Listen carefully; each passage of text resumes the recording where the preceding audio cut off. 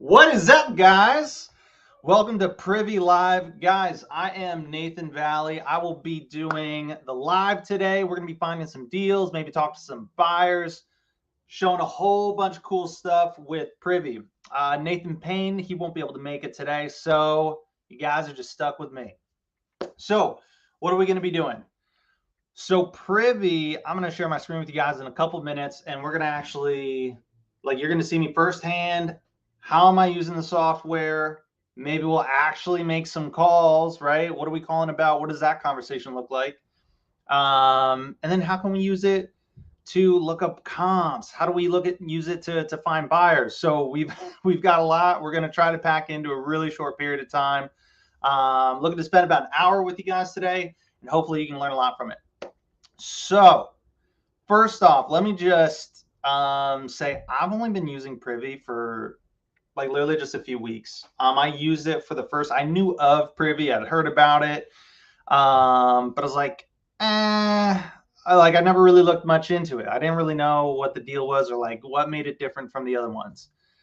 And then I started using it just a few weeks ago, and oh my gosh, this is a tool that it's one of those tools I can't live without. Man, Privy, like the MLS access, the way it works, all the it's crazy. It's a game changer. So let me show you guys a little bit, and just to kind of explain that a little bit more. So I'm on today we just finished up day 23 of the 30-day challenge. So I'm doing a 30-day challenge, which is going into a totally brand new market that I know absolutely nothing about, using literally no money. The only money I spent was $97 for Privy. That's it. And it's they even give you like a money back guarantee, which is crazy, for 30 days. So you could even technically call it, totally free. But no money, like no tools, no dialers, no skip tracing. And I actually have a deal that's supposed to be closing next week, which is crazy. And it had another deal under contract, have a few really, really hot deals I've been working. And I'm like totally new to the MLS, totally new with making offers and doing deals with agents, totally new to Privy. Guys, this tool is insane. So let me share my screen with you, and I can show you a little bit about how I'm using it. I'd love to actually get feedback from you guys, what you're doing with it, how you're using it. If you're like, Nate, oh my gosh, bro, like you should use it this other way. Let me share my screen. All right. So here we are. So what we're going to do is, my market is Orlando, Florida. So I'm just going to come here, put Orlando, Florida. Now, what I did was do Privy so cool. So what I did in the beginning of my 30-day challenge was I set up Privy to where you can go to this filter, right? And you can kind of filter all these things, nothing crazy, right? You're like, oh, I've seen this before. I've seen filters. But guys, like this filters like all the properties on the MLS. And so what I did was I set up all my filters for all the things that I want, for when I'm looking for deals. And now all I do is I just check my email once a day, each morning, to see, hey, Privy, what new deals did you send me that fit the exact criteria that I'm looking at? So I don't have to look at hundreds and hundreds of deals a day, right? Or hundreds and hundreds of properties. No, Privy does it for me. So I only have to spend a couple minutes to be like, oh yeah, these are the ones I want to take a good look at, and these are the 3 that I want to call on. Crazy. So we're going to search Orlando. We're going to do single family. I'm looking for actives. So I want to look for active listings. We're just going to do single family. I don't want condos personally. I'm not really looking for multifamily. Right now we're going to do fix and flips, and I'm going to set this as high as 80%. Not everybody does this, right? Some people go a bit lower than me. What this is doing is this will only show me properties that, so if the property is listed for 200,000, right? If Privy shows me a listing and it's listed for 200,000. That means Privy is saying this house that's listed for 200,000 is at 80% of the other comps, right? So it's saying that this house, its current list price, right? Not like, you know, oh, you have to negotiate or this, that. No, it's saying it's currently listed at 80% of the comps it was able to find in that area for this property, which is so cool, man. So cool. I'm not going to select any of these. So price. One thing I have to learn about my market is buyers really, for fix and flips, buy and holds, they really want to be below 300,000. So we're going to drop this. And because the median price point for Orlando is typically like, it's like right around like 225, 250, that sort of ballpark. And buyers, they really want to be at that median price point.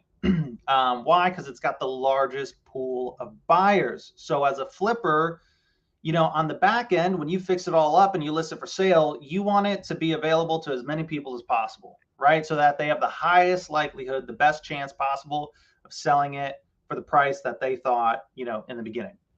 So let's do 350.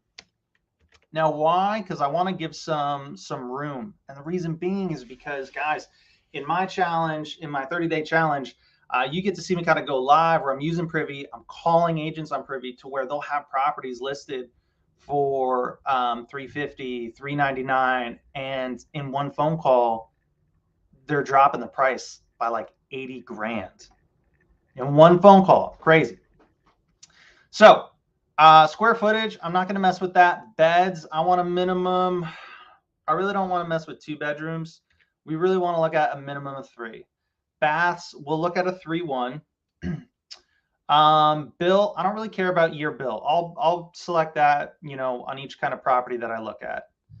HOA, I really don't want to deal with HOAs. Basement, any. Price per square foot, I don't care. Days on market, for right now, for us taking a look, I don't really care. I don't care about days on market. Date timeline, past 12 months. Let's just choose all. And let's run our search. So it gave us 10 results in Orlando. So let's take a look at some of these.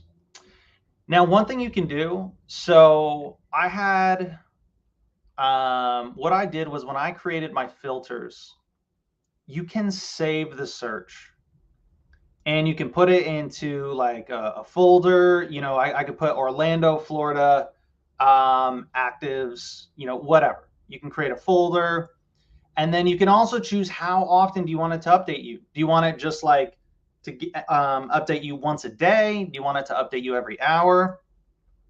So what I did was in my challenge, I set it up to where I wanted to get notified every hour. Now it's not pinging you every hour. It's just, it'll update you hourly whenever something fits your criteria. So, so what I do is I would save it into a folder, and then every day this will automatically email me an update if there's any properties that meet my criteria, which is awesome. I can't tell you guys how cool that is. So that's how we would save the filter, but we're just going to run it for right now, and we're going to look at what we got here. So let's start by looking at this top property. Dang. So it's listed, it's been listed for 126 days, right? So what does that tell us? They've probably been having a hard time selling it. And let's take a quick peek at some of these pictures. Now they just dropped 15 grand right at the end of January. So they just did a good price drop. Now this house, it doesn't look too bad. Now let's look at major price improvement. Take a quick peek at the notes here from the agent. Now let's look at comps. Click on comps, boom. So when you look at comps, Privy has its own, like, hey, this is the standard that when you just click on the comp button, here's the parameters that they automatically use. So this square box, excuse me, goes up to about half a mile. I believe it's half a mile. And below here are all the comps that that are similar to your property, to this listing. Now you do have to double check because it only takes some things into consideration. You know, it's looking at square footage, it's looking at beds and baths, and it's looking at, I think, year built. So it doesn't mean every single one of these is an exact comp, but it's saying, hey, these are the properties that we believe to be comps, and then it's, you know, we have to look at them and say, okay, which one's good, which ones aren't. So, and you can sort them, like it's so easy. And this is all MLS data, right from the MLS. So let's sort through. So the way I've been looking at my comps is I like sorting by date, and I'll do it starting with the most recent date. And then I'm looking at price ranges. Now, the reason why I do that is because if I'm like, oh man, this house is perfect, like, oh yeah, it was a flip, really good, like, oh, I love it, it's priced nice and high, like they sold it for 300,000. But if it's sold in like August of last year, in my market, my buyers, they'll give you a really hard time about that. They'll say, hey, that was a different market, that was a different time, you know, no, we're not going to use that as a comp. So what I like to do is I like to sort by date. So I'm looking at, hey, what are things selling for right now? Right. So let's take a look at this one. So it's a 3.2. Ours is a 4.2. Now here's the other thing. I love that it keeps it up at the top here, because if you're like me, I always forget and I always got to look back, and it always just keeps it right on top here, the important stuff. So we have a 4-bedroom, 2-bath, right? The listing that we're looking at. It's just under 1,300 square feet. It's got a carport, and it was built in 1961. So this is a 3.2. It's got a carport. Let's take a look at this. 3.2 carport. There's no other pictures. Let's look at, this is another thing I love, before and after photos. Now this one doesn't have any, but let's see. So a guy bought this in September of last year. Now before and after, if you look at a property, a comp or something, sometimes properties that you look at will have this before and after button. Basically, it means, hey, we think this was a flip because it was bought and sold, I think it was within a year. That's how Privy does it, I believe. I could be wrong. But so there's this before and after button. And when we click on it, boom, it brings us down. Now, a lot of time, it doesn't have it for this specific property, but a lot of them, what it will have is, like, you'll see a picture of the old house and maybe some of the old photos of the interior. And then for the after, you'll see like, oh, dude, they did all of this to the house. Like, it looks beautiful. They painted the outside. You could see all the interior picture, and you get to see them side by side. And you're like, oh, this 100% was a flip. Now, this one's a little bit harder. So all we have to really go off of, because it kind of looks the same based on these pictures, right? So all we know is somebody bought this back in September of last year, and they bought it. This is the other thing. I love this feature. It shows you what they bought it for and what they sold it for if it was a flip, right? If Privy thinks it was a flip, it'll show up like this, to where it's got the little arrow, right? They bought it for this and they flipped it for this. So they bought it in September. It sold on January 31st. They bought it for 170. Now, that's really good information to know. Why? Because if we're looking at deals, if we're looking to make an offer, we want to know, hey, roughly what are buyers buying flip properties for? Like, what price are they looking at in this neighborhood? Exactly where I have mine. And then let's take it a step further. We go down to the public records. Let's click on property history. And so we can look back. So 2022, the seller, Pro Home Buys LLC. So that was the seller in September. And they sold it to JP All Services, Inc. And then they sold it to what looks like these homeowners. So why is this important? Because, guys, what I'm going to want to do is, if I was interested in making an offer on that other property and interested in selling it, what I would do is, the guy that flipped this house is this person. right? They bought it over here at 170. This is the buyer, JPL Services. And then they sold it for 275, the seller, JPL Services.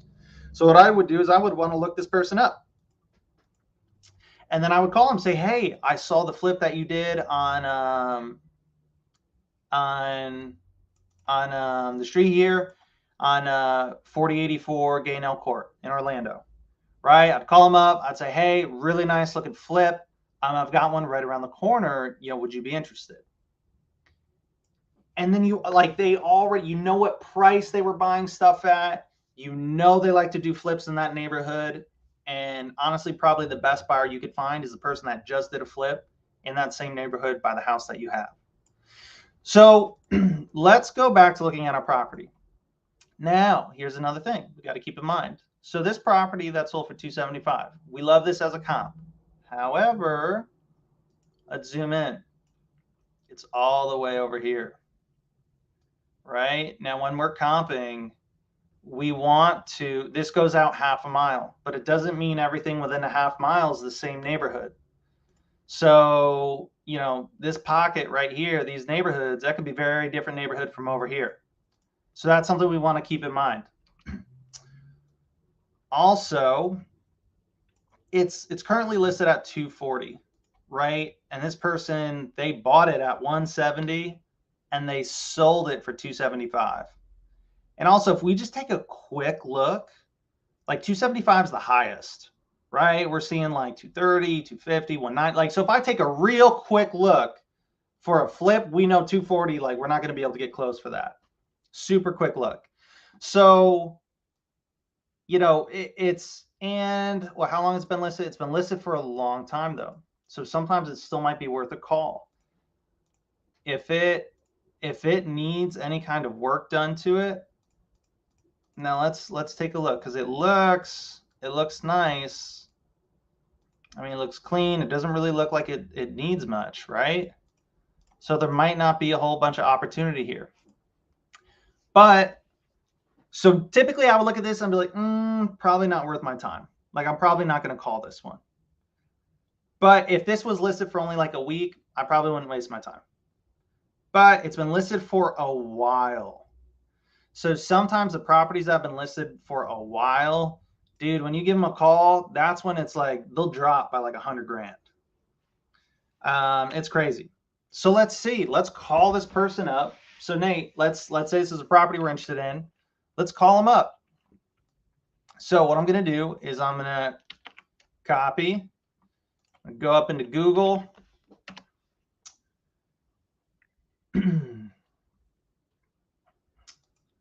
go to Realtor. Gerardo, you can go to settings and adjust to 20%, and adjust, to 20%. It'll help bring up more comps. Yeah, so that's one really cool thing is when we're looking at comps. So there's like the standard settings that Privy uses automatically to show you these ones. But we could go into this tab right here, settings, and you can have it show you whatever you want. So I could make the criteria here. I could just select all, and then bam, look at that, right? So now we're looking at way more. And then, so this is typically how I use it. I would select the all button. It brings up everything. So I like to try to get as much of a picture as possible.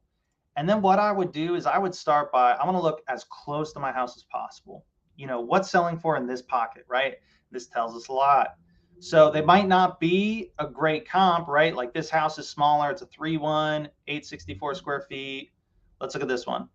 This one's a 3-1, definitely smaller. They look like they're probably flips. Ours is bigger, ours is nicer, but like nothing in this area has sold over like 150,000. There's one up here that's sold for 180. This is a 2-1. Wow. Now it looks like it's probably right on the water here, but it's a good to get an idea of like, ooh, okay, this might, 240, even if it's like, hey, this is a bigger house, it's a nicer house.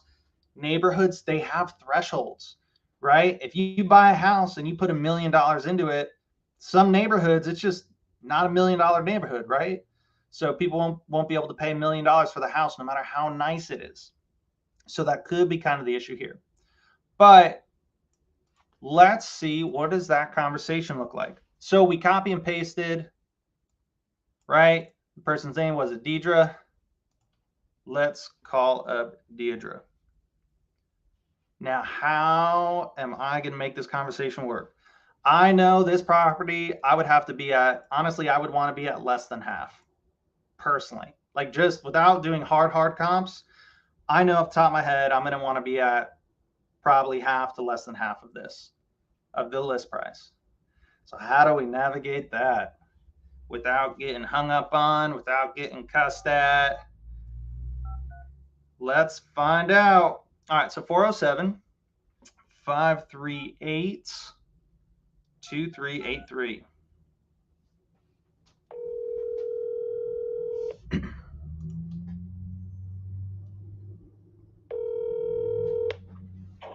Hello, Deidre. Hey, Deidre, this is Nathan. How you doing? Good. How are you, Nathan? I'm good. I'm good. I was calling about a listing I saw of yours here on. I apologize. I think I might be saying it wrong. Ficani Place. Does. Don't worry. You did better than everybody else. Oh, I appreciate it. Yeah, I was calling just to, yeah, I was looking to just chat with you for a minute about it, but it sounds like I might have caught you in the middle of something. Headed out to lunch, but probably about 5 minutes away. See if we can get that conversation in. Okay. So yeah, I was taking a quick look at it. I'm looking at the pictures here. It looks really nice on the interior. I'm looking at it as a potential investment opportunity, and I was wondering if there's you could tell me a little bit about the house and anything in particular that you think might be important for someone like me to know.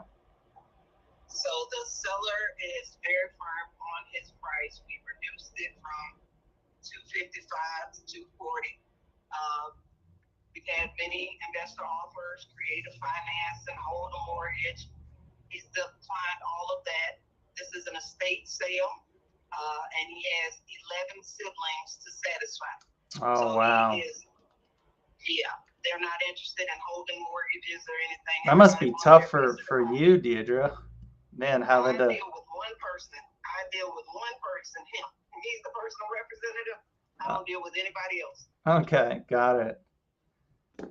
Got it. So he's firm on his price, but so he's got 11 people total, 11 siblings total that they kind of got to work with. So, and it sounds like you've gotten every kind of offer under the sun, and none of it's been able to be a good fit for them.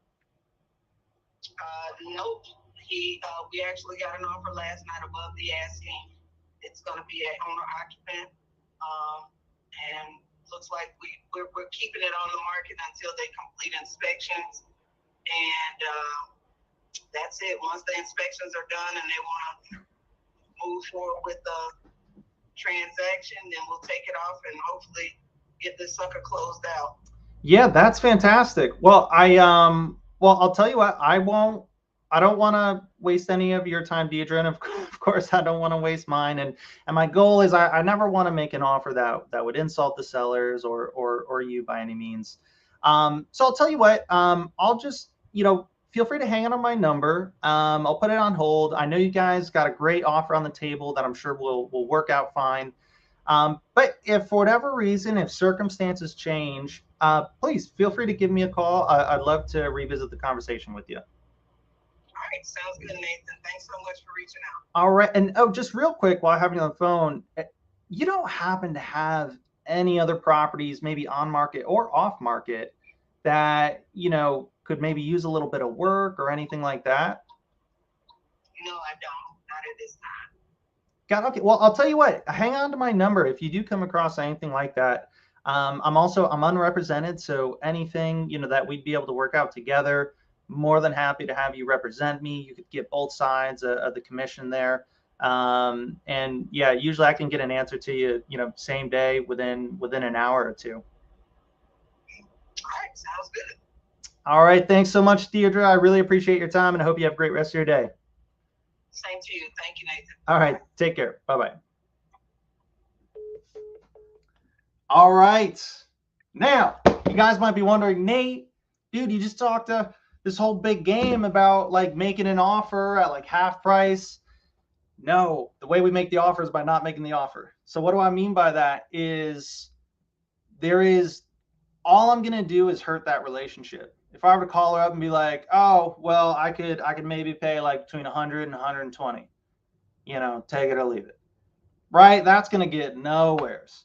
But what we did is in that conversation, the way we navigated it, we were able to get so much information from her, right? She was able to tell us about the house. There's 11 siblings involved.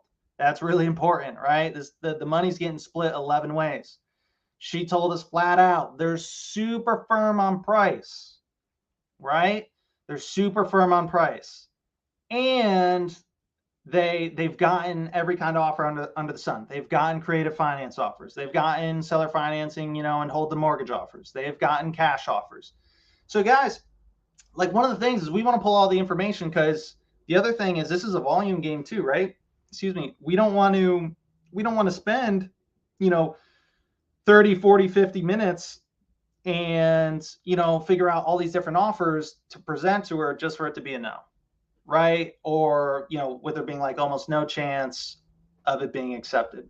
So for this property, she's like, yeah, and we already have an offer over asking, right? So she told us pretty much what the offer is. They have an offer over asking price that they're going to move forward on, and they're just waiting to get past inspection. Now, that doesn't mean, you write it off, because just because they accepted an offer, if it still has to go through inspection, that's still a big question mark, right? It doesn't mean it's a dead deal. And that's why I love to end every conversation that same exact way. I don't say, hey, if it falls through, right, and your sellers are upset, call me back. Hey, if the deal blows up, call me. No, I don't want to do that. I say, hey, right, really gentle about it. Hey, if for whatever reason, if circumstances were to change, please feel free to call me anytime. I would love to revisit the conversation with you. Right? Super easy, friendly. And then we open up the door one step more. Hey, you don't happen to have any other properties, maybe similar to this, that could use some fixing up, do you? Right? And she's like, no, I don't.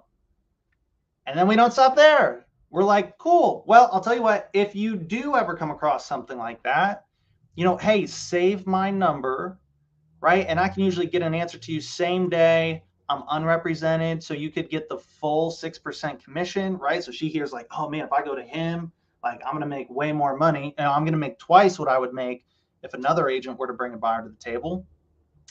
And hey, I can make it quick, it can be easy. I can get an answer to you same day. So what I would do is from here, I would add her to my CRM, your spreadsheet, whatever it is you're using. Doesn't have to be crazy, right? You don't need all this huge, crazy Podio setup or whatever tool it is you want to use. If you're like, Nate, I don't have no money, I don't know how to use Podio, just use a spreadsheet. I pretty much for the 30 days, I've almost entirely been using like spreadsheets for stuff. So I would save her information. I would save her number, maybe save a little bit of notes as far as what our conversation was about. And then I would want to reconnect with her a couple weeks from now, right? Maybe 2, 3, 4 weeks and touch base. Hey, how you doing? Do you happen to have anything, that you think it would be a good fit for me? And then that's another relationship to where we want to keep in touch over time. So cool. That's one property. Let's look at some more. Frederick, my man. What is up? Frederick's been following my 30-day challenge. I know, dude, I know you've been seeing a bunch of crazy stuff happen over the last 23 days of the challenge. All right, and we've all been using Privy. Guys, have I told you how much I love this tool? All right, let's look at this thing. So, been listed 36 days. That's still a good amount of time. It's a 4.2. Let's look at some of these pictures. Okay, so not bad. Not bad. Could probably use some updating. I also like to take a quick look at notes. So I don't read every single line. I'm just looking if there's anything that stands out. Like sometimes you'll see in big bold letters like cash only, right? Or investor special. Anything that has those words, I'm like, ooh, perfect. Like I'm the guy that they're looking for. right? And even if the price they're listed at isn't the right fit for me, I know that most people, right? Most fix and flippers, like we're all kind of relatively, we're all looking at the same stuff. We all need to get it for around the same price. So if I know the number doesn't work for me, it probably ain't going to work for a lot of other people looking at it too. So I'll call and I'll have a conversation and just see where they're at. But I'm not seeing anything here. So let's look at the comps. So this is listed for 309.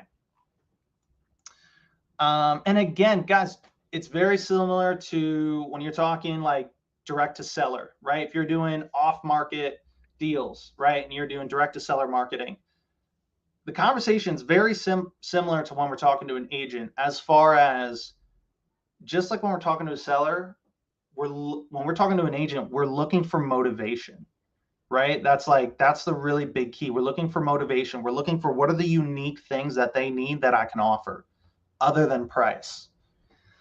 So let's take a look here. So they're listed at 309. What's this under contract for 315 right next door? So this is under contract. Doesn't mean it's going to sell for 315, but it's a really good idea to letting you know, hey, what's the other stuff on the market right now? All right. Oh, and they've got an in-ground pool. I don't think ours does. And a garage. Did ours have a garage?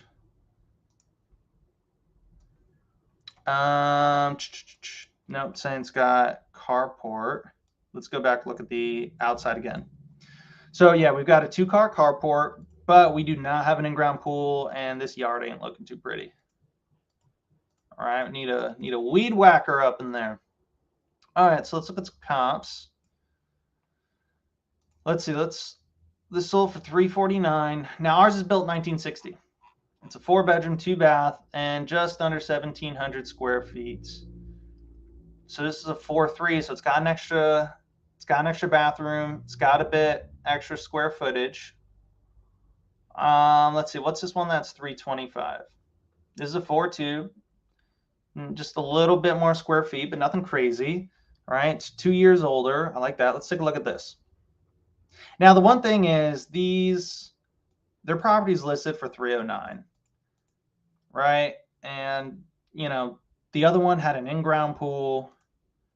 This one looks pretty clean. Oh, and it's got an in-ground pool. So probably not going to be a fit. Up to 15,000 is available for the buyer to use as they need. Can be applied to buy. So that's crazy. So they sold for 325, but if we look at the notes, they offered like 15,000 in credits, right? If we're just going based off the notes here. So really they sold it for like 310. So we're far off on that.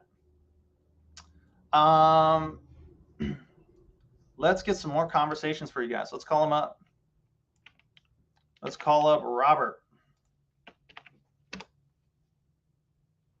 Now, again, this typically wouldn't be a property I would call on. This one I'm actually more inclined to call on because it has issues with it, right? Like it doesn't look perfect from the other house that we called. Like it looked nice, it looked clean. We want to look for things ideally, where we come into play. We're able to provide value by looking for properties that need to be rehabbed, right? That could use some work, that could use a little bit of love. So, when we look at this house, this thing could use a little bit of love, right? Could use a little bit of love. All right, let's call up Robert here. Take a sip of water. All right. 407 353 5714.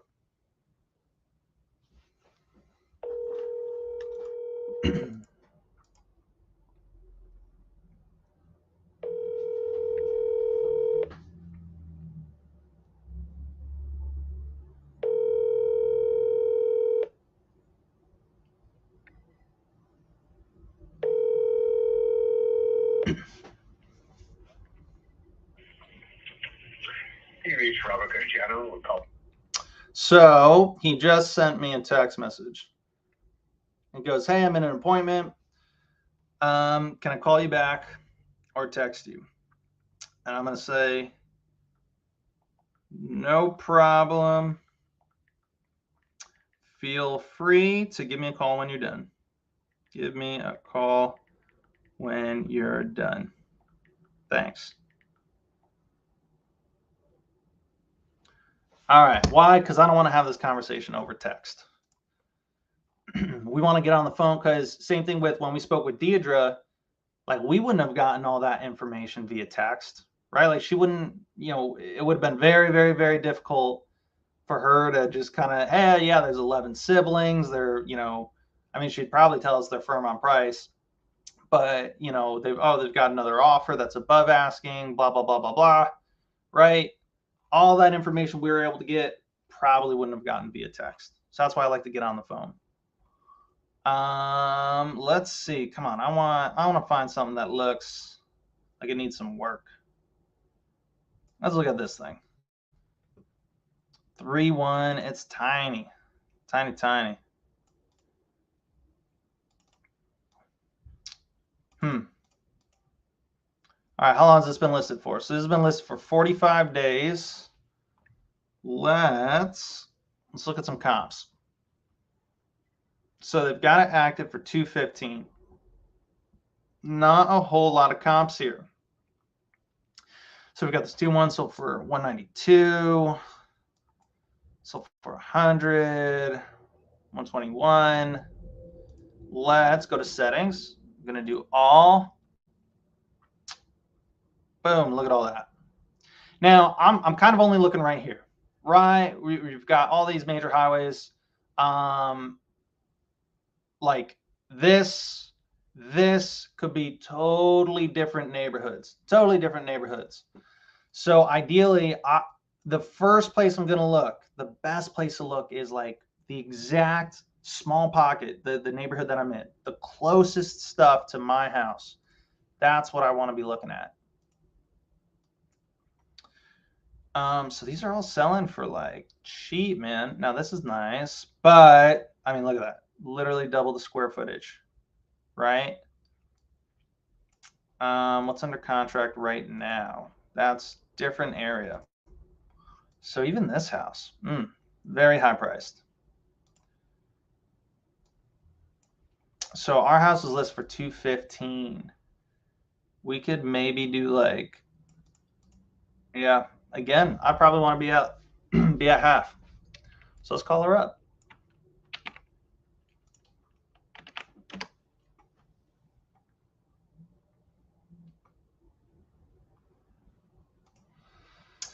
Eric, hey Nathan, I'm new to Privy and want to work Jacksonville, Orlando, and Tampa markets.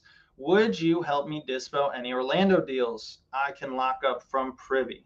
Dude, 100%. I love helping people out. Yeah, as long as it's like in the market where I have buyers, and I can actually help you out. Always, man. Love working with people. Love JVing. Love doing deals together. Also, so a deal that I'm doing right now that's supposed to close next week. I don't know if anybody else kind of thought this way or feels this way right now. I know when I first got started, I was like, man, like JV, like, dude, I'm splitting like 50% of the deal, like just for them to bring a buyer to the table. Well, on the first deal I ever did, it was funny. I got to learn, oh, this is why you want to JV with people, especially like if you're newer to a market or like, if you're newer to wholesaling and looking to get your first couple deals done. My first deal, it would have never closed. Like it wasn't just, oh, the person had to bring the buyer to the table. Like there was all these things that popped up with like title and then like the sellers freaking out and then like closing. Literally, we signed closing documents and the buyer didn't have funds in time. So the seller, this is on my first deal ever, the seller's like freaking out because he's like, dude, I never like sold a property, not through an agent. Like this feels like kind of sketchy. And then when he signed the closing documents, and then when he didn't get his money the next day, he's freaking out. He's like, dude, did someone just like steal my property? Like what happened? Blah, blah, blah, blah, blah. And luckily I JV'd with someone on that deal that had far more experience, right? They were experienced, they've done a ton of deals. and they were able to help navigate through that whole thing, right? The conversation with the seller. And the seller didn't get his money for like, it was like over a week. I can't remember exactly, but my JV partner also ended up, they funded the deal. Like they pretty much financed it so that the seller could get paid off. And then the buyer, he wasn't actually able to pay for the deal until like, it was almost like 30 days later. Crazy. And a deal that I'm working right now that someone had brought to me as a JV deal. One, I brought the buyer to the table, and because it's in my market, I was able to bring a buyer that was like, what is their buy price at? Yeah, they're at like 20 to 30 grand higher than anybody else that we had look at it. It was also a deal to where I was with a real estate agent and they did not want to wholesale the property. So, and the first buyer that ever went to walk it was like, hey, I'm here for the wholesale deal. And we're like, oh my gosh. So like the agent's freaking out, the seller's freaking out. So I hopped on the phone. I had those conversations with the agent, calmed all, everything down. I had the conversation with the agent of, hey, can we switch this to an assignment? And pretty much I was like, yes, we are wholesaling this, or we would like to. And the agent was amazing, right? But I was able to have all those conversations. And then there's like a bunch of stuff popping up with title. And there's all these things that, luckily I'm in the picture to be able to help navigate through these things, because I don't know if, the person on their own, they're like, oh, geez, like, they're like, dude, I don't know what I would have done with this, right? And it probably would have been a dead deal. But instead, it's going to be like a 20K deal. So split between two people. So I'm all for JV partners. All for it. All right. Let's call some people up. All right. Was it Janine? Let's call up Janine. She's got 2 mobile numbers. What do we think? Let's go with 407. 407-595-8634.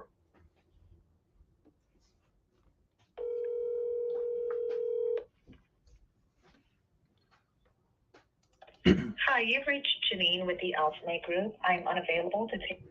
Yeah, well, we're going to call again and see.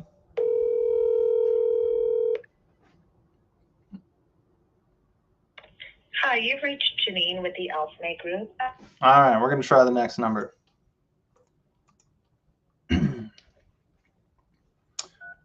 321-300-5121. Busy. All right, on to the next one. So normally, guys, I would always leave a voicemail and then immediately send a text. Hey, my voicemail would be something along the line. I'd say like, hey, Janine, this is Nathan. I was calling about a listing of yours. Give me a call back when you get the chance. Thanks. Bye-bye. Right? And I leave it vague. I don't want to say, I say it's about a listing, because an agent's like, oh, like, yes, they're calling about one of my listings. Like, I want to sell this, sell my properties and get paid. But I don't tell them exactly which one. I want to kind of leave that as an open question mark. The reason I do that is because, like, if it's a property that's been listed for a long time, right? And maybe you guys have felt this with certain things, to where, if they're like, oh, well, which property? And then you tell them, they're like, oh, the house that's been listed for 4 months. And we, the only offers we get are like, at half of what we have it listed for. Like, nah, I don't really want to, I'll get to that when I get to that. Right? That's not what we want. So that's why I like to leave it open, get them excited, and get them to call back. Let's take a look at this property. Yeah, this is what we're talking about. Love it. All right. Let's look at a street. Dude, here's the other cool thing. So right here, boom, click this little guy. Street view. Yo, that's a blue house. That is a very blue house. What's this backyard looking like? All right. Let's look at the handyman special. That's right, it is.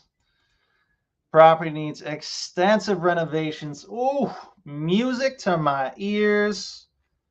All right, let's call. We ain't even gonna look at. We're gonna call. Was it Ronnie? We're gonna call Ronnie up. Let's get rid of all these other ones.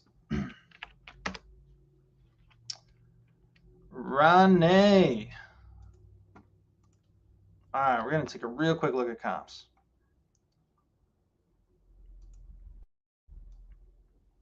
Now, the other thing, the same thing, the conversation that we had with Deidre, the same thing, like if I were to call Ronnie, the same thing when calling Janine, I have no clue what my offer price is at, like to the penny. I have no clue what my offer price will be. It's like, Nate, well, how are you calling about making offers if like you don't even know what you can offer? Because I'm always, my goal is always to find what's the absolute lowest we can get something for, right? And the way I go about it is I never tell my price, like especially not on the first phone calls, right? And no matter what, this could be a deal. This could be a deal at 169.9, and I'm probably still going to say something along the lines of, ooh, yeah, so, Ronnie, I'll be honest, I'm not sure if I'd be able to come all the way up to 169. But I'll tell you what, let me take a closer look at it and see what I can do. Right? So if that's what I would end the conversation with. If we talked about the property and I'm like, yeah, we want to make an offer on this one, and I got the feel out from the agent, hey, what price range? I have no clue what price I could offer on this, but I'm still going to say something along the lines of like, I'm not sure if I'll be able to come up this high, right? And I'm prepping them for whenever I call you back, it's probably going to be a lower offer. All right, this isn't well, let's see if it goes to a cell phone. 407. 296-0995.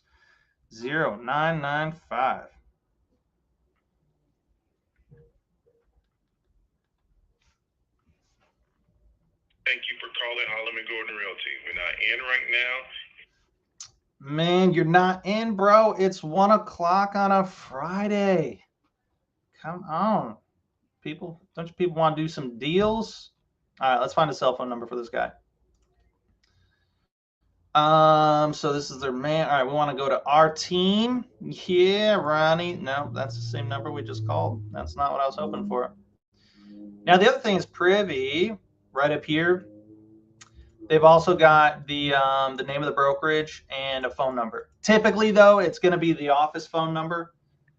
And we always want to try to get the agent's cell phone number. So that's why we Google them. But it seems like all this dude has is the office number. Let's try. Let's see. Has he got something on LinkedIn? I never go on LinkedIn. Oh my gosh. What did I do? What am I looking at? We got all this stuff popping up. All right. I don't see it. Contact info.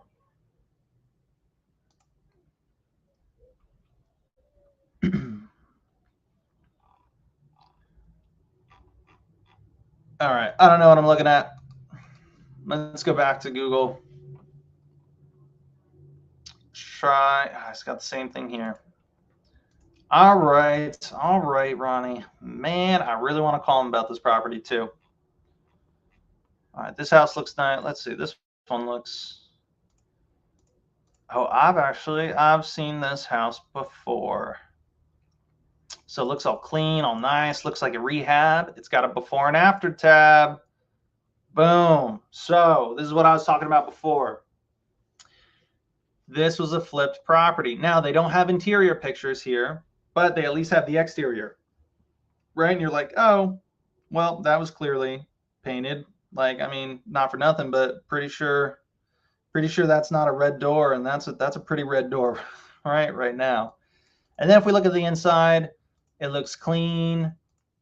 It's empty. Now you look at these pictures. All right, empty, bam, stuff. How do they do that? So for anybody that does fix and flips, I actually learned about this not that long ago.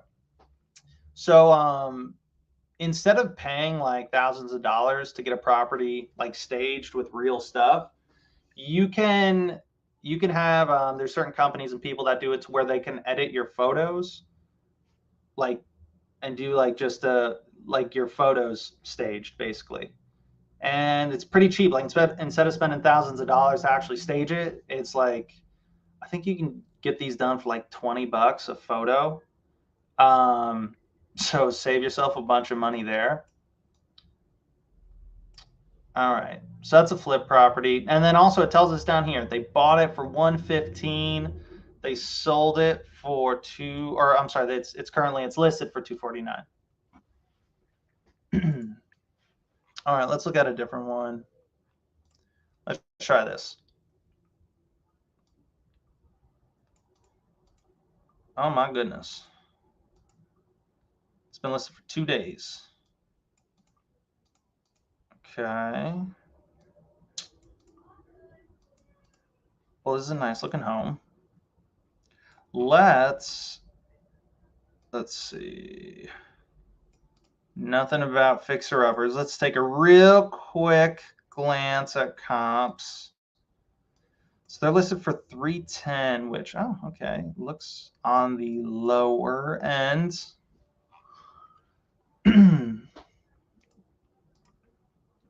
So let's look at these price points. So guys, we're buying down here for like $285. Now ours is a 3.2, 1750 square feet, built in 1959.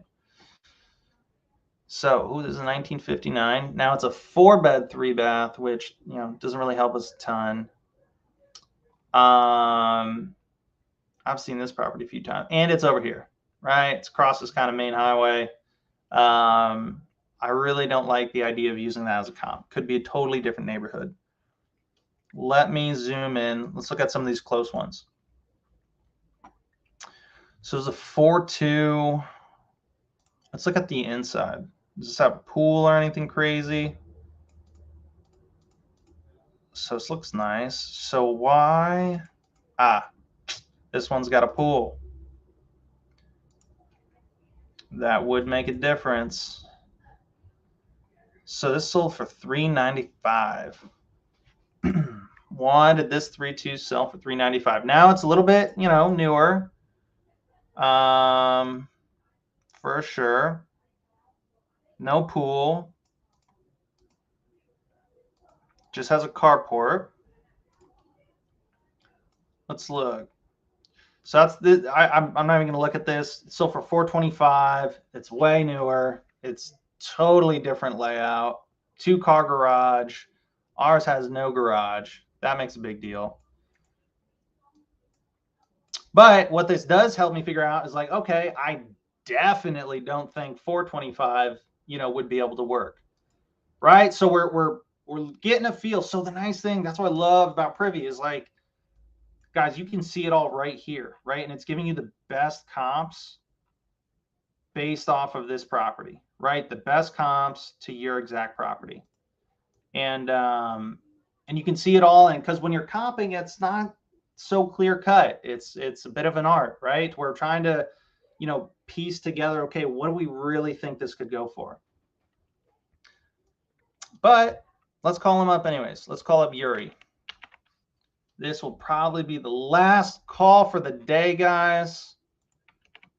So let's make it a good one. So we're calling up Yuri on a house. It's only been listed for 2 days. It's a pretty nice looking house, right? It's not bad. There's no way we're going to be able to pay $310. How on earth are we going to call this person? What is that going to look like? 407 801. This is going to be very similar to a conversation I had earlier today during my challenge. And the conversation went really well. So let's see how it goes with Yuri. Hello. Please state your name after the tone, and Google Voice will try to connect you. Nathan?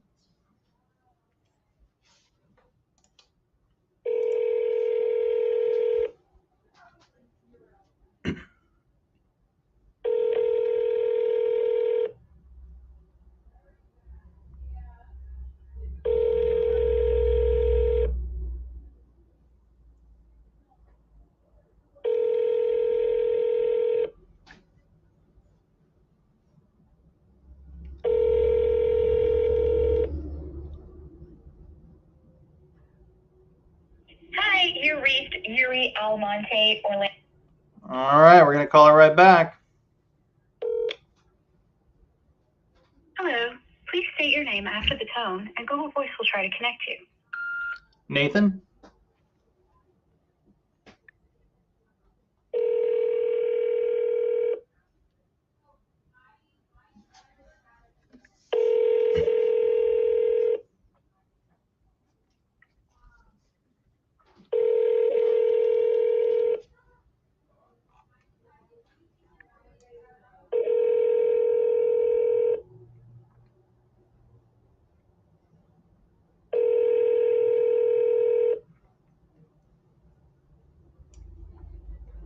Hi, you reached Yuri Almonte, Boring. Orlando Realtor. I'm sorry I can't come to the phone right now. I'm either on the other line or helping a client, but please leave your name and phone number, or you can even text me and I'll get right back to you. Thanks. Hey, Yuri, this is Nathan. I was calling about a listing that I saw of yours. Really interested. Give me a call back when you get the chance. Number's 845-853-6551. Thanks. So that's how I would leave voicemails, guys, just like that.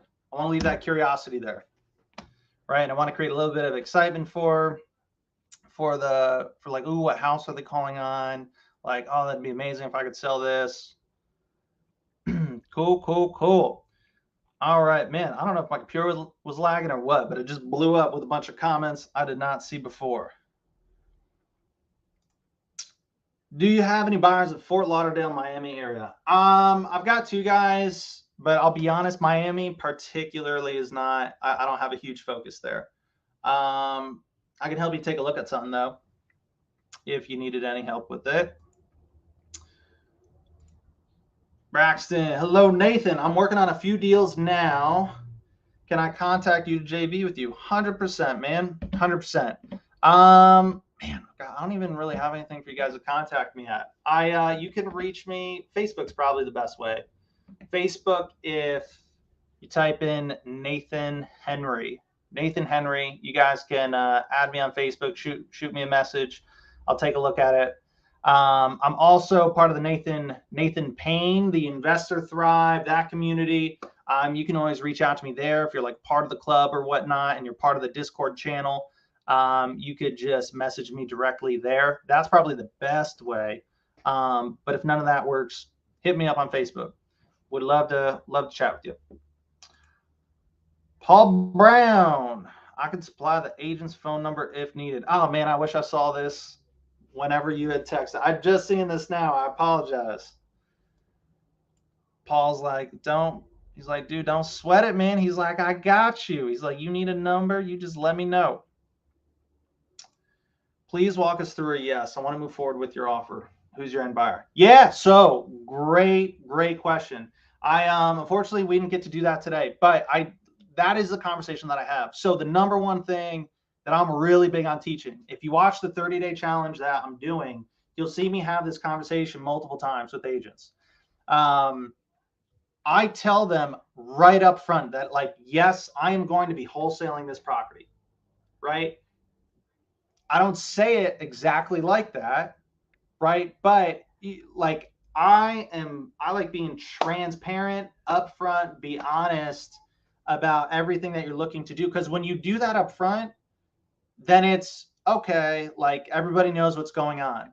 What happens is people, they get these hiccups, right? They hit these roadblocks, these obstacles, because of the way they're positioning themselves in the beginning, right? They're saying things like, oh, I can pay all cash.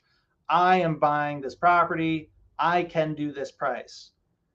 Well, when you set that expectation, you're positioning yourself as like, I am the fix and flipper. I am the person financing. I am whatever. So the way I like to do it is I like to say, so I'll give you a perfect example. What was the property? It was 1223. Stand by. I'll bring it up for you guys. East 2nd Ave, Mount Dora, Florida. So this house, this property, I called the agent. So it's listed for $279. I told him, I was like, hey, I'm going to be way below this. And he was like, honestly, I think they'll maybe, he was like, I don't think they'd go under 250. So he's like, I'd like, that is the lowest I think they would go. So we ended up making an offer between 210 and 220. Now, here's our position. I say, hey, look, we can do an offer at 210. You know, we can move forward. I like 210, super comfortable with. Now, usually that first number I'll make really low, right? To where it is like a stupid low number. Like you could sell that thing sight unseen, or like you can get the hard money and buy it yourself because you're like, dude, that is a home run deal. What I like to do is I like an anchor low price of like, hey, I'd like, you know, we could close this thing like Friday for this price, but I know this probably won't work. I think now it will depend on walking the property.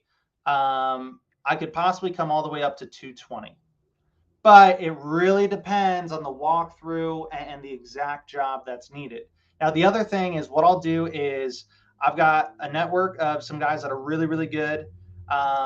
If for whatever reason, if I walk the property and I'm not able to buy it, what I do is I do have a few other guys where it doesn't mean it's a dead deal. Sometimes I like to let them take a look. And if it's not able to be a good fit for me, sometimes it's the right fit for them.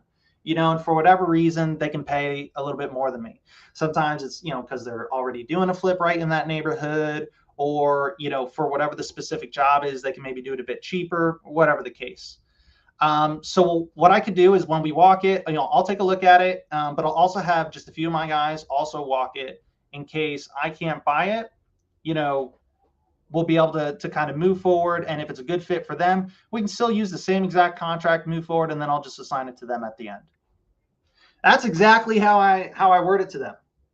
Right. And they're like, oh, okay, cool. Right. Surprisingly, very receptive. Now, sometimes they'll say, no, we're really not looking to wholesale it. Right. And then at that point, I'm like, hey, no, totally understand, you know. Now, here's the thing is also I like to explain to them when they say wholesale, right? And the agent's like, oh, no, we're not looking to wholesale this property. They're thinking super lowball offer and someone's just going to, you know, string them around like, you know, and during the whole inspection period and then blast it out to like 5,000-10,000 people. When they're like, oh, no, we're not looking to wholesale it. I go, hey, no, I totally understand. You know, I know I do things a lot different than most people. For me, like I wouldn't be blasting this out to like 5,000-10,000 people. I actually just, I work with a few really, really good guys. And I would only be calling, you know, maybe like 2 or 3 of them that I think would be the perfect fit for this house to be able to pay the most amount of money. And that's how I word it. Hope that helps a little bit. Hopefully next time, like I said, if you watch my 30-day challenge, you'll definitely see examples there. And I go into even more detail, kind of the conversations, how I had them, why I said the things that I said, how it worked out, all that stuff. Let's see, Gerardo, gold nuggets throughout the video. Thank you. Thank you. Thank you. Appreciate it.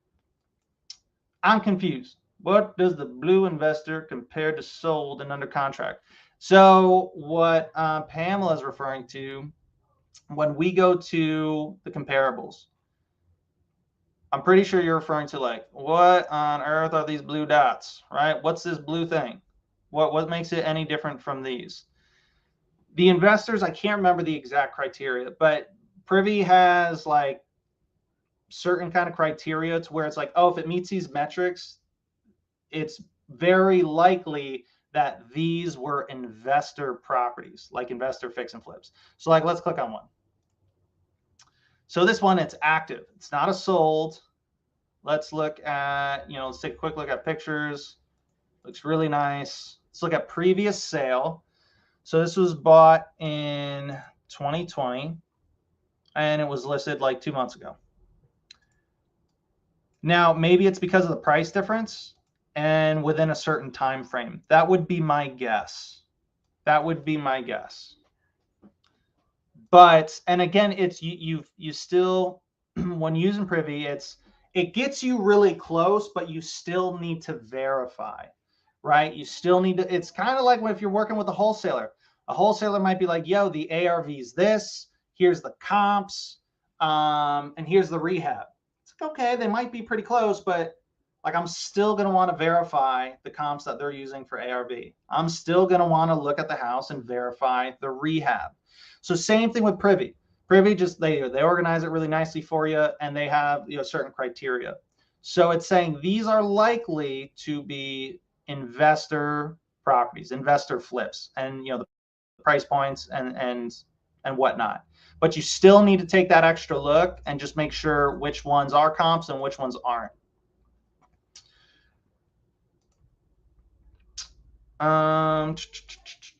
When you leave a bunch of messages for agents and they call you back, how do you match them with the property that you called them on? Good question. So typically, I guess it depends on like how much outreach you're doing. And that comes down to kind of what you're using for a CRM. So you could either do something where you copy and paste like the number into, like if you're using a CRM, you could put their number in the CRM and bring them up, and hopefully you put somewhere in the notes what property you were calling them on. Or like what's the cash roll? What's the trick that we could use no matter what? Like if you're like, Nathan, I don't have a CRM, I've got no clue, like what do I do? So if I were to get a call back from an agent right now and I have absolutely no clue. So let's try this out. That's crazy. A call's incoming right now. So I'll show you. Hello? Hello, Nathaniel? Yes, Matt, who's calling? Hey, this is Robert, returning your call. Hey, Robert, how you doing? Good, how you doing? Good. I called you about a property, yes? Mm-hmm. I'm so sorry. I've been calling so many. I looked at so many properties today. Could you possibly help remind me what the address was of which one I was? It all depends. Are you looking for an investment property or something that looks like it needs to be fixed, or what were you looking at? Yeah, it would have been one of the properties that's probably a better fit for an investment property. So I have 5302 IRA. Probably that one. All right. Or two in the corner. Oh, yep. Yeah, that was the one. Okay. Yeah. So is now an okay time for you? Do you have a minute? Yeah. Perfect. So, yeah, I was taking a look at it. I wasn't potentially interested as an investment opportunity. I was wondering if you could tell me just a little bit about it. A little bit about the property and maybe anything in particular that you think might be important for someone like me to know. I mean, the main thing is it needs a roof. The roof's over 20 years old. Okay, it needs a roof. As far as I know, and been told there's no active leaks or anything like that. So just the roof is old, so obviously it's not insurable for a regular buyer unless they're going to do a renovation loan. Okay. I priced it, I don't know, $55,000 lower than the market, what things are going for, that are just at least move-in ready, not even like fully updated or anything like that. I mean, overall, the house itself, it just has a lot of crap in it. It has a lot of junk in it. You know what I mean? Probably just needs a little cosmetic touches in the interior. I mean, even the kitchen is actually in pretty good shape overall. That's for that type of neighborhood that you really wouldn't have to do much. You might have to update the bats. There's a little bit of drywall in the ceiling that needs to be replaced in one of the hallways. That's just been removed. It's just, it's just studs. Just the stud there. Okay. I think the AC was fairly new, and then I think the water heater might have needed to be replaced. Do you let me ask, Robert, for this property, do you think it'd be a better fit for like to fix it up, rehab it, and like relist the property, or do you think it'd be a better fit for like a rental? I mean, it all depends on what your returns are. I mean, if you're looking to make a quick 30, 35, 40,000 maybe. If you're looking to make more, probably not, based on how much I think the sellers will come down. I don't think they'll come down too much. They will come down, but not a ton. But yeah, I think it's a great buy and hold, honestly. I mean, that should rent for about $2,400, $2,500 a month. Okay, so it sounds like you think, honestly, that the better play would probably be to have it as a rental. Yeah, I mean, right now, the way the market's been over the last few years, buy and hold, I think it's the best way to run, unless you can find a property that you could add enough value downtown that's a 2-1 that you could have room to make it a 3-2 and make it bigger or something like that. Yeah. You know, most of my flippers, those are the projects they've made money on, is taking something and adding, you know, more space or more bedrooms to it in the right location that then elevates elevates the value. You know, you take a 1,400 square foot house downtown and make it 18 and 19. You just changed it from a, you know, high 2s, low 3s to a $450,000, $500,000 property. You know, Right. so it's all relative. I mean, everything in this neighborhood is pretty much selling right now. I mean, even now, if this house was, you know, moving ready to roof, I probably would have listed it in for 340s. I probably would have sold in a week to an end user. Mm-hmm. Yeah. You know, and that's without doing anything, but you know, it passes the 4-point, and that's it. You know. Yeah. Well, I guess let me. It's a you know, lower middle class style neighborhood with multi-generational families. You know. Yeah. This has the space for them to do that. Well, let me ask you. I mean, my number one. I don't know exactly off the top of my head. You know, exactly. You know, to the dollar, what price I'd be able to pay. I know I probably would not be able to come up to you know, the list price 309. Now, of course, my goal is I never want to make an offer that would insult the sellers or, you know, or you, or kind of give you a hard time at all. That's not my goal at all. I guess my question is, you know, I guess realistically, where do you think they kind of really need to be at in order for, you know, an offer to make sense for them? I mean, for me, I wanted to list around in the 290s. You know, they wanted to list it above, try to get as much work. You know, we're not getting that traction. I think they're starting to understand that, you know, hit it the last week or two with, hey, you know, it's probably about time to lower the price. Like, oh, can we hang on a little bit longer? So sure, we can hang on as long as we want. But at the end of the day, it's not going to make it leave the market. You know? Right. You know, so I think I think somewhere in the 290s I could get them to understand that this is, especially with the cash deal, that this is going to be the best, you know, their best option. Yeah. But again, too, you know, at the same sense, I understand as an investor, the numbers have to work, and that's just the reality of it all. That's it. Is there anything else, you know, with the house or with the, you know, for them, anything else that would kind of, that's important to them with the process or anything? I don't know if, like, are they looking to close by a certain timeline or? I mean, like I said, they have a ton of stuff in there. I don't know how fast you could turn that around. Would it be of any value to them if, I know sometimes, you know, for people with moving, if they've got a ton of stuff, I know for certain, you know, situations, I've kind of offered to where, you know, anything that they want, anything of value, absolutely they can take with them. But it, you know, anything else that is either just junk or that they can't move or don't want to move, they can just leave at the house and I'll clean it all up. I don't know. Is that something that would be valuable to them, or would they just not really care? I don't know how much of that stuff they're going to want either. So yeah, I mean, it's possible. Okay. Yeah. Anything short of like terms, I think, you know, we could probably work on. You know what I mean? Yeah. You just can't hold it, you know, sit there and hold a note for a while. I mean, they were behind on that mortgage. It's been kind of put on hold. Okay. But at the end of the day, they need to be able to cash out and move on. I just sent you a link to my walkthrough video as well. Oh, perfect. Okay, awesome. Got it. And then, okay, so what I'll do is I can take a look. Yeah, I'll take a look at the video walkthrough.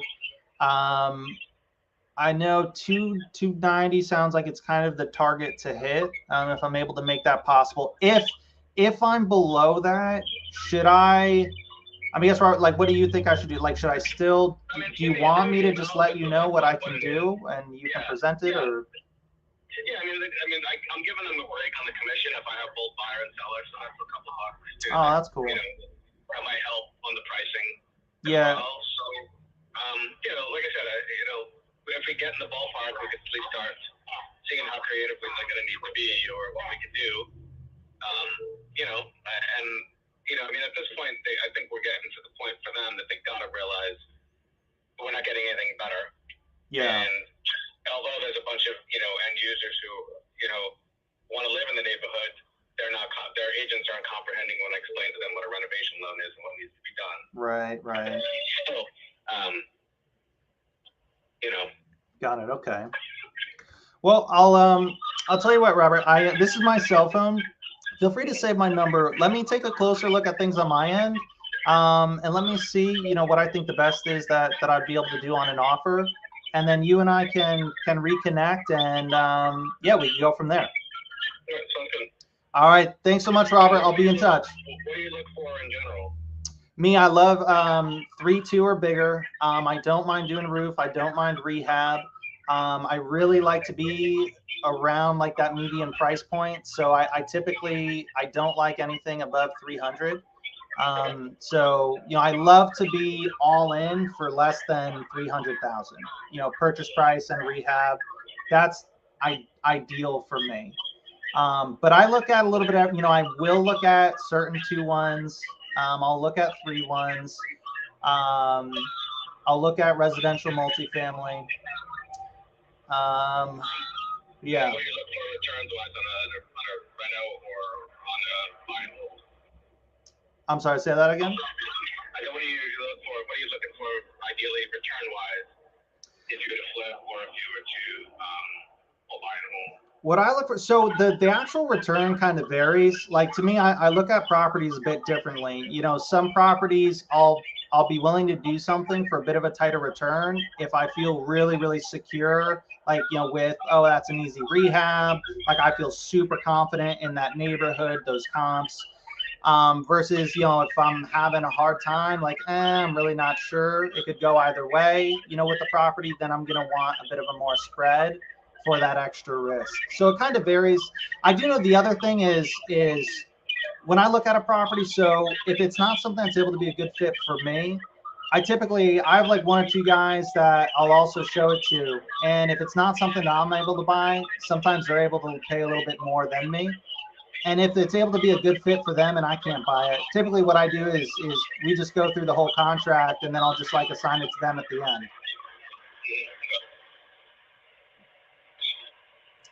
So does that kind of answer your question, Robert? Yeah, oh, okay. Yeah, I mean, it seems like you're a little bit more flexible than a lot of others. I mean, guys I worked with back in the day when I first started, once the market changed, they couldn't walk away with wouldn't get out of bed for $100,000 profits. And it was like, yeah. I guess we stay in bed. Right. Yeah. And then I have guys who are like, if I can make 25, 30 grand just to keep my crew working and they don't lose them, then I'll do that. You know what I mean? So right. Everybody's different. Yeah, 100%. Yeah, no, I'm really flexible. I'll take a look at anything. And my big thing is like, I'm not one of those guys to where it's like, where I'm just kind of like annoying about it, where I'm like, no, that doesn't work.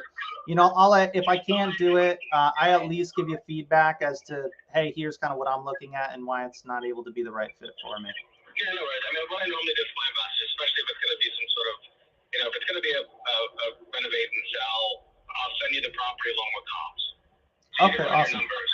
So everything's there for you. You can run your numbers and like, yes, it works. No, it doesn't. And it works at this price or it doesn't work at all. If it's something I feel like, okay, this is a pretty good rental opportunity, then I'll try to, I'll look up rental comps. I mean, yeah. I worked for Blackstone when they first came into Orlando and buying up properties. So I could have taken that model that they originally wanted to be able to propagate and buy properties. Yeah. And I use that for other investors I work with just because I think it's a good model and it's easy. And the thing is especially when the market's moving quicker, it gives you an opportunity to make those decisions faster and run your numbers faster, opposed to saying, oh, I like this one. Okay, let me send you comps. Okay, well, the property's gone. You know what I mean? Yeah, so yeah. All at once, you come back, say yay and nay, and from there, if it's good, we'll write something up and send it in. If not, then, keep moving. Yeah, no, awesome. I love that. Awesome, man. Well, Robert, hey, thank you so much. I really appreciate the call back. It was great chatting with you. Yeah, let me take a look at it, and yeah, I'll be in touch. Sounds good. Thank you. All right, thanks, Robert. Talk to you soon. Take care. Bye-bye. Come on, guys. Man, we got all of it right there. We talked about lower offer price. Dude, we even asked him, I was like, hey, man, if I'm going to, like, I'm prepping him. I'm like, dude, I'm probably not going to be able to come up to 309. And then did you notice how he said 290? He wanted to list it for 290. He's like, yeah, the sellers want this. Right. So then I immediately, like, that's now the new high price. I'm like, yeah, so I know the target is 290. if I'm below that, you know, should I just not even bother with the offer, or what do you think? And he's like, no, like definitely tell me. So I'm prepping him. So he's not going to get upset when I come back and I'm like, yeah, I got to be at like 220 or 230, 240, whatever. Right? Why? Because he told me. He's said like, hey man, you told me to still tell you the offer. All right. So he's not going to be able to get upset with you. Right? He's not going to get mad about it. It's just like, hey, this is what I can do. The other thing is we learned so much about the property and the situation. Did you guys pick on, they told us they were behind, right? They were behind on payments. So there's an outside pressure for them with selling this home. Then there's also the roof situation. And like you pick up on his tone, right? Like his mentality with this property is like, yeah, dude, nobody's going to buy it at this price. Like, you know, it's going to have to be a flipper. It's going to be for less. If that's how he feels about the property, which I don't think is the wrong outlook, right? But if that's how he feels, that's great, because that's what he's translating to the sellers is like, guys, like you're going to have to go with something less. Like it's just none of these other options are going to work. It's not going to work selling it, you know, to someone that's going to live in it and do a rehab loan and all this stuff, right? So he's on our side, like, which is perfect. He also said, he's like, yeah, he said, if I'm able to bring the buyer to the table, I told them I'd be willing to give them a break on the commission. Guys, this is exactly what we're talking about. And I can't remember who was asked the question earlier, but you guys asked, well, what does it look like when they say yes? How do you say that you're wholesaling it? I literally just did it on the phone. I said, hey, what I also do, and do you notice how I didn't ask the question, right? We went with the assumptive yes. Hey, what I also do is I have like 2 or 3 of my guys that are really good, take a look at it. And if for whatever reason, if I'm not able to buy it, sometimes they're able to pay a little bit more than me. And what I do is if it's a good fit for them and it's not able to fit for me, we just keep the same contract in place and we'll just take to the end and I'll assign it to him at the end. He's like, okay, no pushback, right? I told him up front. So is it going to need to be weird if he's like, whoa, who's this? I thought you said he was a contractor. I can tell him like, no, this is one of my guys. Like he's going to be looking at it to buy it. Guys, when you're able to position yourself, right? We can do this ethically. We can do it honestly. And it's way more effective. Way more effective. So, man, I'm so happy you guys got to see that call. For those of you that stuck around, for anybody that watches this at a later point in time, that is how you can go about this business, how you can feel good about every conversation, every offer you make, and do it honestly, do it ethically. Awesome, man, cool. So we're gonna call this dude back. I'm gonna make an offer on this at some point in time. And so I also didn't make the offer on the first phone call. Right, it would have been too soon for me. He has no clue where my offer is gonna be. All he knows is it's gonna be lower. That's it. So I keep all that really close to my chest. So I only make my offer.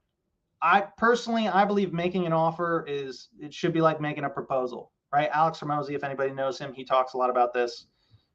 I personally think you should only make an offer if you kind of already know what the answer is going to be, right? You don't go around proposing to somebody unless you're pretty certain you know what the answer is going to be. Now there's exceptions to every rule, but that's kind of what we're going with here.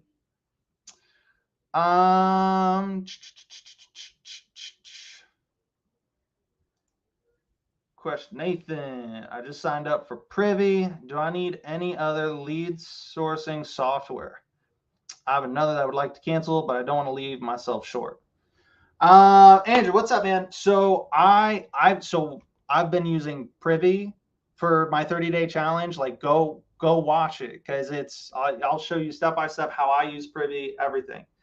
And I'm calling Orlando, Florida all day, every day with a New York cell phone number, and I live in Danbury, Connecticut, right? And we're doing deals and we're having conversations like that. Like, so I don't do any skip tracing. I haven't spent a cent on skip tracing.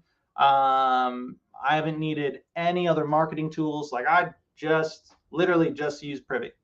That's what I love about it, because I've worked with teams and companies before where it was a bigger picture, right? Like I've led like a whole acquisitions team to where, you know, cold callers and junior acquisitions and, you know, closers and I've got to see what all that looks like, and it gets expensive. So what I really like the idea of, especially for people like newer, start profitable, right? Let's make profit, and then we can use the profit towards some of those other tools if you want to incorporate that other stuff. But yeah, Privy's all you need. Literally, it's the only thing that you need.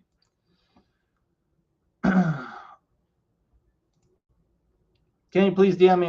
Well, hopefully you'll get to watch this live. Or no, it should be recorded on the Privy channel, so you can always come back and watch it.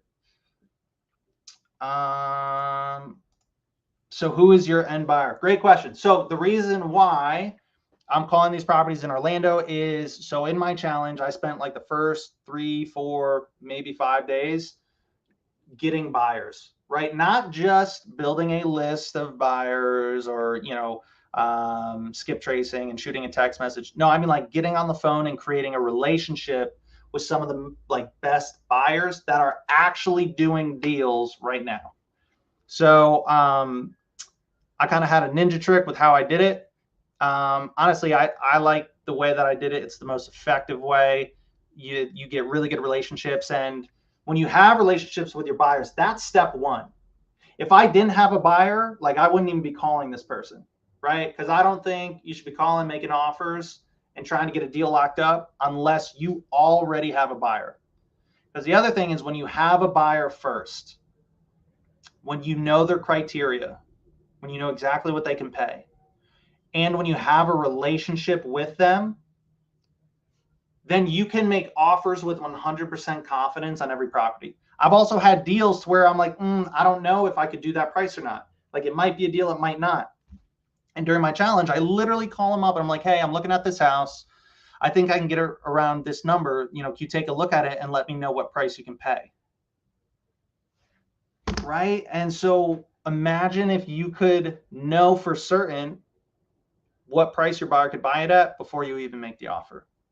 And that's the power, and that's the power of starting with the buyers first, right? Because at the end of the day, as wholesaling, we're selling it to the end buyer, right? The fix and flipper, the investor.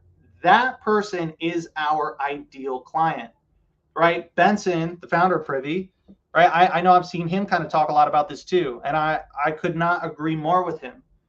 The end buyer is your client. It's not the seller. It's not the agent. It's the end buyer. So that's the person that we're serving. So we've got to look for what they want, right? We've got to get it at prices that they want. We've got to get deals that they are looking for, right? So we got to start there. Cool.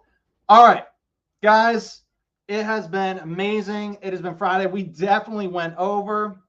I hope you guys got to learn something from this. I'm sure you will see me soon. I typically hop on here at almost every Friday with Nathan Payne. But guys, this has been a blast. Please, please, please, if there's anything that you get from this video, is to go implement it, right? Guys, go sign up for Privy. It's amazing. Go make the calls. Do it ethically. Do it honestly, just how we did in this call. I'd love to see you guys all be successful. And I hope to talk to you all soon. Guys, have an amazing weekend. Be safe. Love you.